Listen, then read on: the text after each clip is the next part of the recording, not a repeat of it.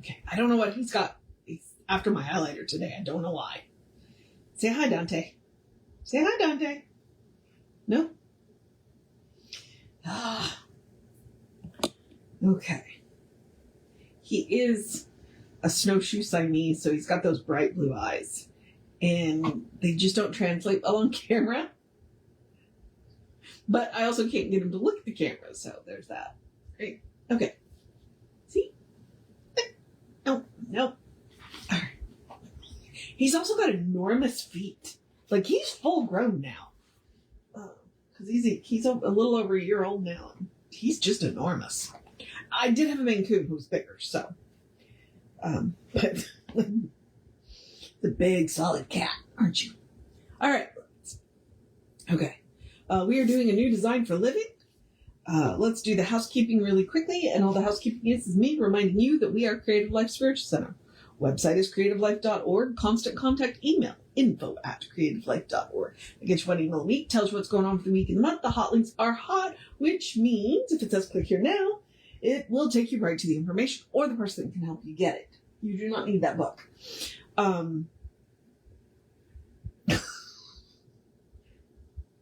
are you doing in my board book? Okay. And it is blind CC. It means nobody will see your email. You won't end up on anybody else's email list because of us. All right. And then I'll mention the social medias merely from the standpoint of we do not monetize the social medias. We don't want to deal with the ads any more than you do. So what we ask you to do instead is go like, subscribe, follow based on which platform you're on, and then engage with the individual posts by reacting, commenting, or sharing the posts. Bumps us in the algorithms, more people see our stuff, and let's be honest, that's the whole point of social media. So it is a free and easy way that you can support the center. All it costs you is a click. All right. Now, a new design for living is the process of science of mind. Exactly. He spent a lot of time doing theory and talking about all of that. And then I guess towards the end of his life, William Kinnear said, hey, why don't we do this?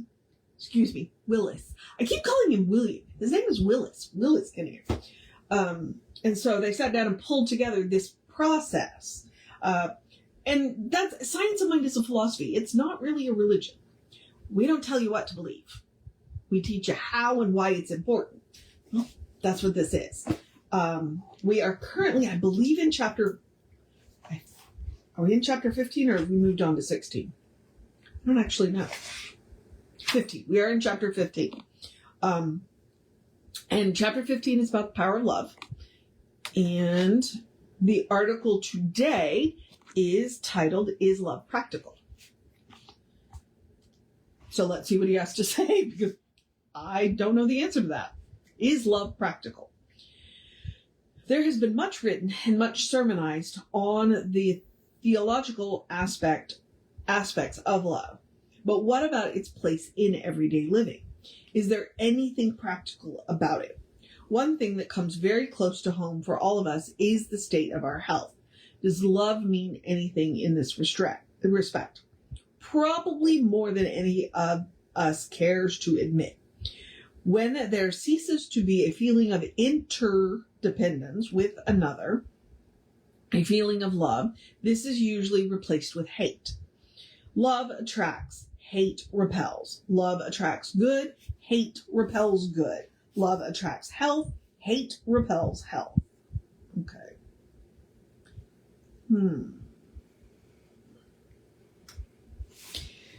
Hate and its associated emotions cause the body to malfunction. There is a lack of harmonious action and interdependence of the parts. The rhythmic action of the heart is disturbed. The gastrointestinal tract refuses to function properly, and often the gastric juices start eating into the lining of the stomach which contains them. The fluid secretions of the gallbladder concentrate into small stones. The joints become as stiff and inflexible as the pattern of thought. And he's right. There is a whole lot of good research showing how our emotional state affects the body. A lot of good research in it. What happens next? we start to hate our body for the way it is acting. We hate the condition of our heart, our stomach, and our innards in general. This aggravates the situation even more.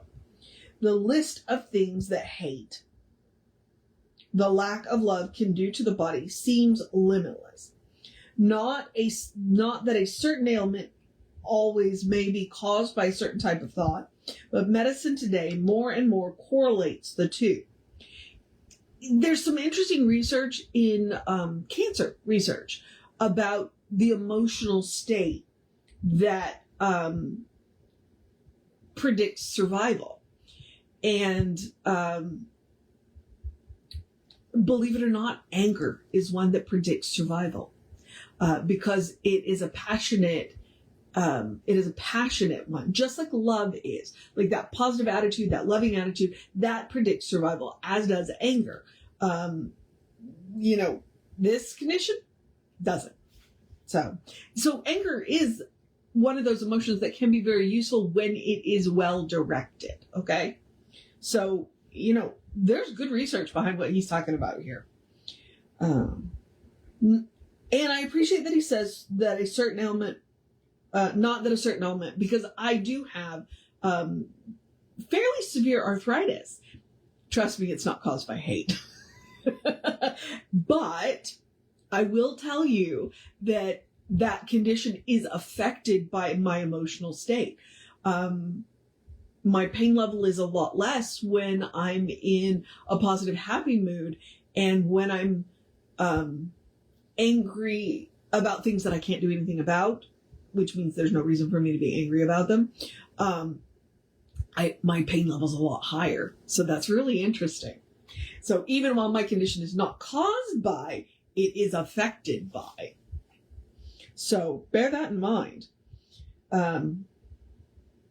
And the most frequent culprit in the realm of thought and emotion is the lack of love and the cultivation of hate. It would appear that as a matter of necessity for our own well-being, we cannot afford not to love everybody and everything.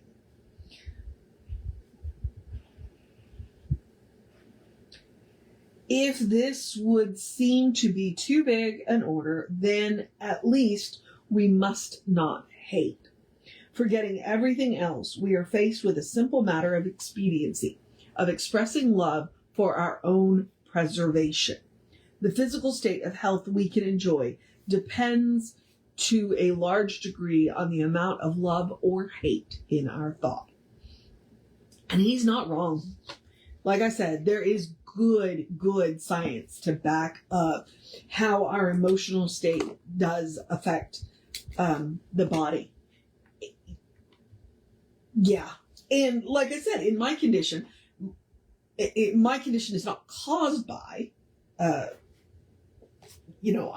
definitely not going to take that on. My condition is not caused by hate, but when I am being, and I'll just use the word hateful for, because you know what I mean. When I'm angry about things that I can't do anything about, I hurt more. I hurt a lot more. Whereas when I'm being positive and, hey, we can work through this and we're going to make it, I don't hurt as much. Go figure. There's good research. And that's one of the other things is, the more loving that I can be towards my body, the less my pain level is. And on those days when I'm tired and I'm frustrated and I'm angry that I cannot do what I used to be able to do, I hurt more. Like, it is this vicious cycle. It is definitely this vicious cycle. So it is about, practicing loving kindness on myself, especially when I run up against these restrictions. Because when I run up against the restrictions, if I get angry about them and I start to hate, then I hurt more. And when I run up against these restrictions and I acknowledge, okay, you know what? And accept the modifications that I need to make what I can do possible, I hurt a lot less. So, he's definitely onto something there.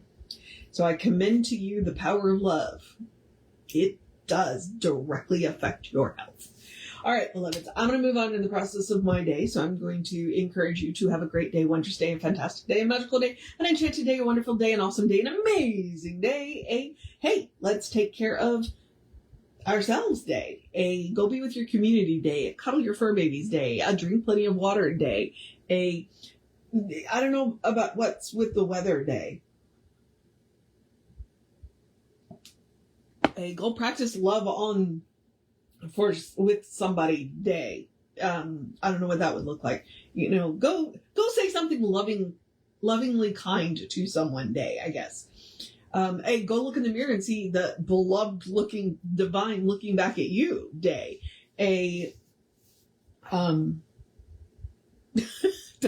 What did I just do to myself day? Make sure that you take time to rest day and do something just for yourself day. Let's prep up for this coming week day. Enjoy the weather if you've got it day. Make some time to smile for absolutely no reason day. A good day. And if that is too much pressure, simply have a day. You are enough, just as you are. You are a beloved expression of the divine. You're a brilliant light, a divine spark, spirit in motion, God in action, an absolutely beautiful masterpiece and a work in progress at the same time, at your own pace. And, as Reverend Jesse likes to call us, you are a godling. So explore the truth of your being. Get to know who the divine knows you to be, because the divine knows you to be good. And from there, anything is possible. All right, beloveds. I'm going to move on into the process of my day. I'm going to remind you, one, that we will have an amazing service right here for you on, Facebook Live. So if you're watching this after 11 o'clock, scroll up one video. If you're watching this on YouTube, go to the Creative Life Spiritual YouTube channel, because this is archived on the Running Rev Ryan YouTube channel.